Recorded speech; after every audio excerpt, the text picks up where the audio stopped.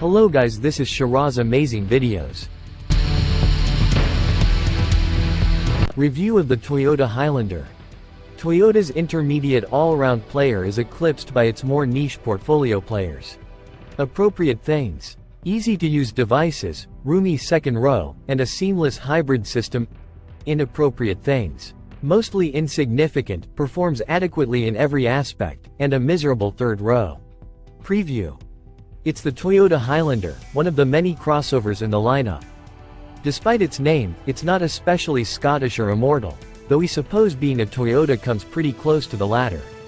There are 22 models available in both the conventional combustion and hybrid versions, each with different trim levels and FWD or AWD capability. The hybrid Highlander has a 2.5-liter engine coupled to 2 or 3 electric motors, depending on whether it has all-wheel drive AWD or not. The standard Highlander is powered by a 2.4-liter turbocharged 4-cylinder engine that generates 265 horsepower and 310 pound-feet of torque. This version has a meager 175 pound-feet of engine torque and 243 horsepower in total. You know how some Toyotas are different from others? Like the Land Cruiser is the hip new outdoor vehicle, and the 4Runner is the tough, traditional one? What is the Highlander when even the Sequoia is considered the big one? Thankfully, it serves as the standard for the remainder of a lineup that is, in our opinion, overly complicated by a number of redundant and overlapping car models. This isn't even taking into account the Grand Highlander, a redesigned Lexus TX that at least has a passable third row. No, not at all. In fact, the Highlander does a pretty good job of what it does. We're just annoyed that there isn't much more to it.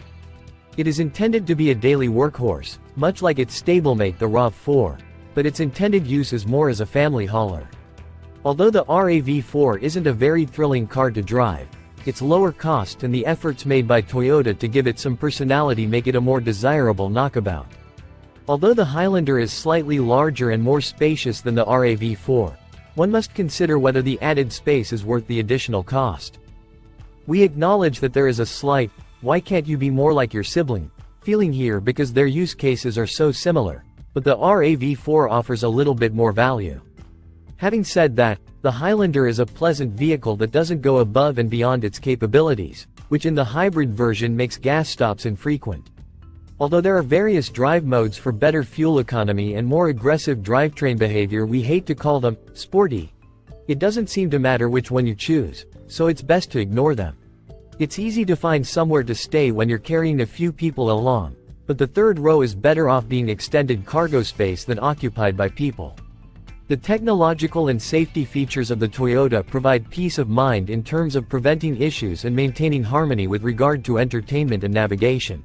That's a difficult question to answer, but the Highlander competes with vehicles like the Hyundai Santa Fe, which is slightly more affordable, offers more space, and has a more angular appearance.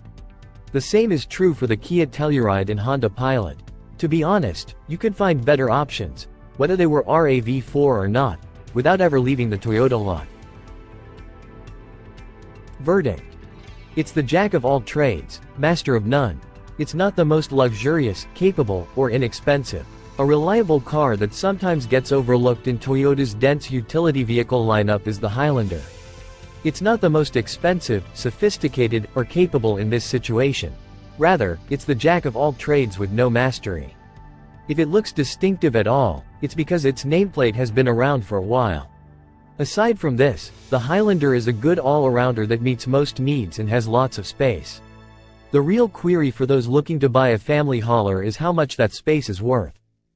Aside from being fairly priced, the Highlander is competent at its job, but it doesn't offer anything compelling enough to justify your money.